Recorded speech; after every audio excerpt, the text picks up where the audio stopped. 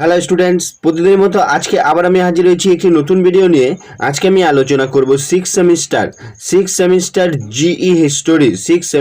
GE history syllabus নিয়ে। তোমরা যারা আমার চ্যানেলে নতুন তারা চ্যানেলটিকে সাবস্ক্রাইব করে নিবে, তাহলে সবার আগে নোটিফিকেশন তোমাদের কাছে পৌঁছে যাবে। আর তোমাদের জন্য আরেকটি সুখবর হলো, আমি কিন্তু আমার মোবাইল নাম্বার দিয়ে দিলাম, আমি আমার ফোন নাম্বার কিন্তু দিয়ে দিলাম। তোমরা চাইলে কিন্তু আমার সাথে যোগাযোগ করতে পারবে। সিলেবাসে কি বলছে? প্রথমে বলছে ভারতের ইতিহাস 1757 থেকে 1964। 1757 থেকে 1964 খ্রিস্টাব্দ পর্যন্ত তোমাদের এখানে পড়তে হবে। এখানে কি কি রয়েছে? প্রথমে আছে বাংলায় ব্রিটিশ আরোহণ। এখানে কি সিরাজ উদ্দৌলা এবং পলাশী যুদ্ধ, বক্সার যুদ্ধ, দেওয়ানি অনুদান, দ্বৈত শাসন বা দ্বৈত সরকার ব্যবস্থা। তারপরে কি রয়েছে এখানে?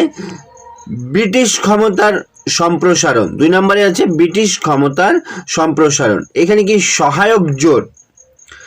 তারপরে বলছে ল্যাপসের মতবাদ। মহীশূর, মারাঠা এবং শিখদের সঙ্গে কি হচ্ছিল, ব্রিটিশদের সম্পর্ক কেমন ছিল সে বিষয়ে তোমাদেরকে পড়তে হবে। তারপরে বলছে 3 নম্বরে বলছে ঔপনিবেশিক অর্থনীতি। এখানে কি কি আছে? ভূমি রাজস্ব বন্দোবস্ত। তারপরে বলছে সম্পদের ড্রেন। তারপরে হচ্ছে অবশিল্পায়ন। এই বিষয়গুলো সম্পর্কে পড়তে হবে।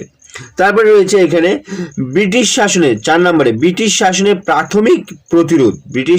প্রাথমিক প্রতিরোধ। এখানে কি কি আছে? ওয়াহাবি আন্দোলন আছে, সাঁওতাল বিদ্রোহ আছে, 1857 সালের মহাবিদ্রোহ। তারপরে পড়তে হবে সামাজিক সংস্কার ও জাতীয় চেতনা। সামাজিক সংস্কারের মধ্যে কি কি আছে? প্রাচ্যত্ব শিক্ষা, রাজা রামমোহন রায়, বিদ্যাসাগর প্রার্থনা সমাজ, আর্য সমাজ। তারপরে আলিগড় আন্দোলন। তারপরে হচ্ছে রাজনৈতিক সমিতি, ভারতীয় জাতীয় কংগ্রেসের জন্ম। এই বিষয়গুলো কিন্তু পড়তে হবে। তারপরে রয়েছে 6 নম্বর কি বলছে? পার্ক গান্ধীর রাজনীতি। এখানে কি কি আছে? মধ্যপন্থী কংগ্রেস, চরমপন্থী স্বদেশী আন্দোলন, বাংলায় এবং পাঞ্জাবে বিপ্লবী আন্দোলন, কৃষক ও শ্রমিক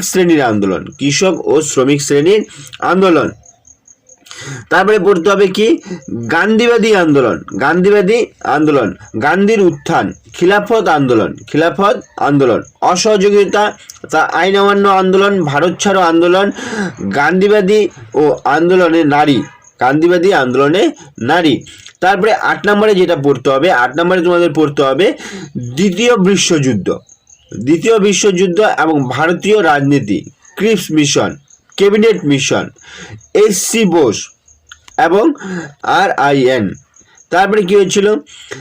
মাউন্ট বেটেন পরিকল্পনা। তারপরে বলছে সাম্প্রদায়িক রাজনীতি এবং দেশভাগ। আমি তোমাদের বুঝার সুবিধার্থে কিন্তু সম্পূর্ণ সিলেবাসটি বাংলায় করেছি, যাতে তোমাদের বুঝতে সুবিধা হয়। তারপরে কি বলছে এখানে? তারপরে বলছে স্বাধীন ভারত। এখানে জাতীয় সংবিধান, অর্থনৈতিক পরিকল্পনা, সংসদীয় গণতন্ত্রের বিকাশ, সামাজিক ন্যায় বিচারের জন্য আন্দোলন। তারপরে 10 নম্বর রয়েছে কি বলছে? ভারতীয় পররাষ্ট্রনীতি, নন অ্যালাইনমেন্ট, ভারত চীন সম্পর্ক, ভারত পাক সম্পর্ক। যদি তোমরা উপরের সিলেবাসটি পড়তে না চাও, তাহলে অথবা দিয়ে আরেকটি সিলেবাস রয়েছে সমসাময়িক বিশ্বে কি কি, এখানে কি কি পড়তে হবে তোমাদের এই সিলেবাসে? উপনিবেশবাদ এবং জাতীয়তাবাদ একটি সংক্ষিপ্ত দৃষ্টিভঙ্গি, দ্বিতীয় বিশ্বযুদ্ধের পর সামাজিক রূপান্তর, জাতিসংঘ, ইউনেস্কো, NAM, ঠান্ডা যুদ্ধ বা ঠান্ডা লড়াই, কমিউনিস্ট রাষ্ট্রের চরিত্র। 2 নম্বরে পড়তে হবে উন্নয়ন এবং অ-উন্নয়ন সম্পর্কে দৃষ্টিভঙ্গি, বিশ্বায়ন একটি দীর্ঘ দৃষ্টিভঙ্গি। তারপরে কি পড়তে হবে, 3 নম্বরে পড়তে হবে উত্তর এবং দক্ষিণে সামাজিক আন্দোলন, উত্তর এবং দক্ষিণের সামাজিক আন্দোলন, পরিবেশগত, নারীবাদী ও মানবাধিকার সমস্যা। তারপরে পড়তে হবে 4 নম্বরে আধুনিকতা এবং সংস্কৃতির রূপান্তর, সংস্কৃতির মিডিয়া এবং ব্যবহারে উদীয়মান প্রবণতা। এই বিষয়গুলি তোমাদের পড়তে থাকবে।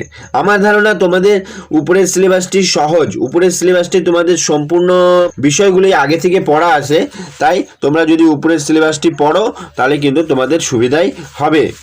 ভিডিওটি ভালো লাগলে লাইক করবে এবং বন্ধুদেরকে শেয়ার করে দিবে। আজকে এই পর্যন্তই, পরের ভিডিওতে আবার দেখা হবে।